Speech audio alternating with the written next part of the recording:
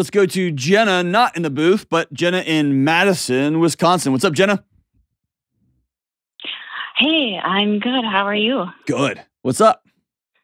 Hey, I just wanted to say thank you for all your insight, tools, and validation that you offer on your show. It's invaluable. So thank you for that. Thank you so much. What's up? So my question is how can one go about family functions during the holidays when things such as gift exchange cannot be agreed upon?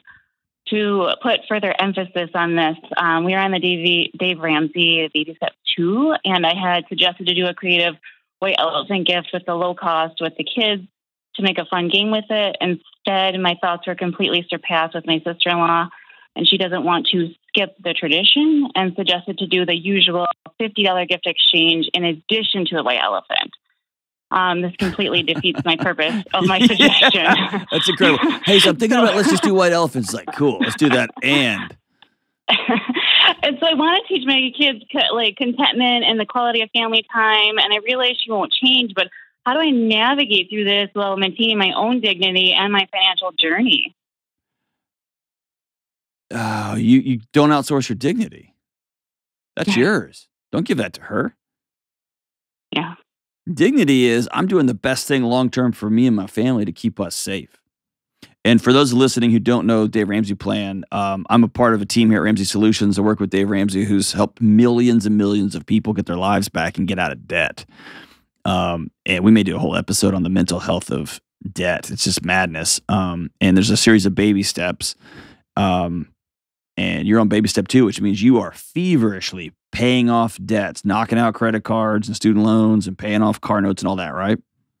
Correct, yes. And a hard part of that is the holidays, is when you have to tell your kids and your family, hey, we don't have a ton of money for gifts this year. We're trying to change our lives and become safe. And sounds like you announced that plan to your family, and your sister-in-law was like, I want my gifts. Yeah, basically. She's kind of the type that likes to keep up with the Joneses, brand name this, new car that. So it's really difficult because in the past, too, whatever gifts I've gotten, they've already have or have it in a different color. Cool. So hey, here's the deal. Here's the deal. It's hard. It is, but it's super not. This is a great moment for you. Unhook any sort of comparison with them. You're not running a race anymore. You know what I mean? Like, let's race. I'm not racing you. One of my greatest lessons I learned at the MMA gym is I used to walk around all the time like, we got a problem, bro? I was that guy. What an idiot. And then I got worked over. I got my head kicked in, just beat in by a male nurse named Mateo. I'll never forget him. He was incredible. Great guy, 2 little kids. He was about 5'6", weighed about 155 pounds, and he was a boxer. And he beat me stupid. And I remember thinking, if I had been at any little bar or restaurant, I would have been like, hey, we got a problem, bro. And I would have woke up 3 days later in the ER, right? And what it did is it humbled me. I quit walking around being like, hey, I don't care. Like, I just want to have a good life, right? And so if you, am I at a restaurant and you want to fight me? I'm going to buy you a drink because you're clearly having a bad day, and I'm going to head on to the next place. I'm out. And if you're like, your kids, hey, have a great day. Have a great day. I'm just out, right? I've completely unhooked myself from that. And so this is a great practice for you right now. You can tell your sister-in-law, feel free to buy all the gifts you want. We're not doing that. And if somebody wants to buy gifts for your kids, you can't absorb that shame as though you're a failure as a mom because you didn't buy those gifts too. Yeah, there's a lot of guilt with it. My sister regularly buys more gifts for my kids than we do, and I love it. My sister doesn't have any kids of her own. She is a great gift giver. It's incredible, dude, and I love it. Bring it on. Because I'm not competing. Does that make sense? Right. I'm not competing. I'm not in a competition. I love my sister. I love my kids, and rock it on. And if I were to call and reach out and say, hey, nobody buy gifts this year, my family wouldn't. So I don't have a bunch of, I'm not in your same situation. But you've made your boundary clear. And here's your 2 choices. Let me just get to that. 2 choices. We're not coming. And that's a viable choice. Don't go. Just don't go. Right. Or go, and if somebody's going to be a jerk and hand out $50 gifts to everybody, that's great. We didn't do gifts this year, just like we said we weren't. Right. I mean, it also makes it difficult because my daughter was failing her hearing test at school and needed to have ear surgery. And so as soon as I could get her in was on a Friday. And it happened to be the Friday before of a weekend of my nephew's birthday party, and they live 2.5 hours away. And so I had said, like, we're not going to be able to come. She's having surgery that Friday, which would work out great because then hopefully she can go back to school on Monday.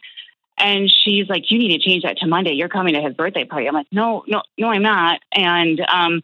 And then the weekend came and she's like, hey, are you guys coming? I'm like, no, I said I wasn't a month ago.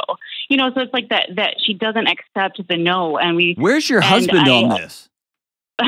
So my husband suggests to be passively cordial in order to not create a rift with his brother. She's been doing this. Brother are very close, and she's just this.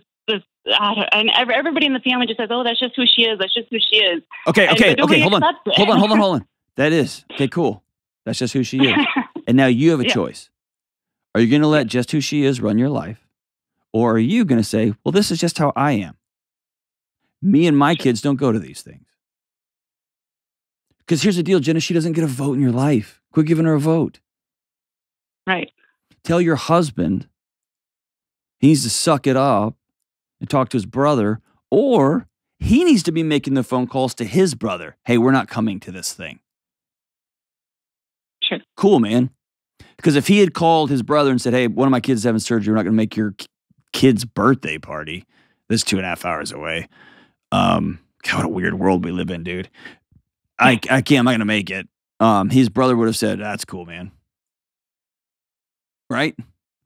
Right.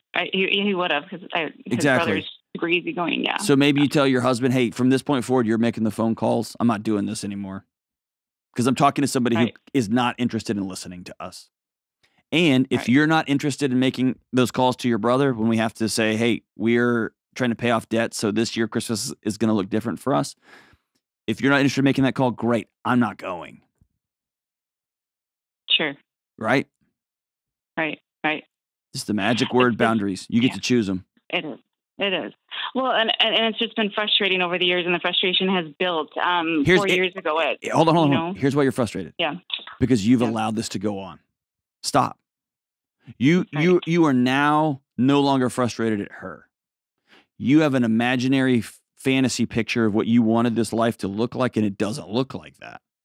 And you're getting more and more frustrated at you because you're not setting boundaries. Your husband's not stepping up to deal with his brother and say, hey, man, everyone in the family's just rolling over and letting this woman take over Stop. End the frustration. Choose guilt over resentment every time. Instead of just going along and spending money you guys don't have and putting yourselves and your family on even more thin ice financially, which is going to cause you to resent her, resent Christmas, resent the gathering, resent everything. I'm not giving you that. I'm going to choose guilt. Hey, we're not going to come. We're just not going to make it this year. It's cool. And if she chooses to throw a grown-up temper tantrum, that's what she chooses. That's her choice. I'm not doing that. I'm just not doing that. Right? So let her do her thing. Let her do her thing. Unhook it. Unhook yourself from her judgment, the Joneses' judgment, the neighbor's judgment. Nobody gets a vote except for who you allow. I'm just going to quit being frustrated by other people, man. They don't have that kind of power in my life.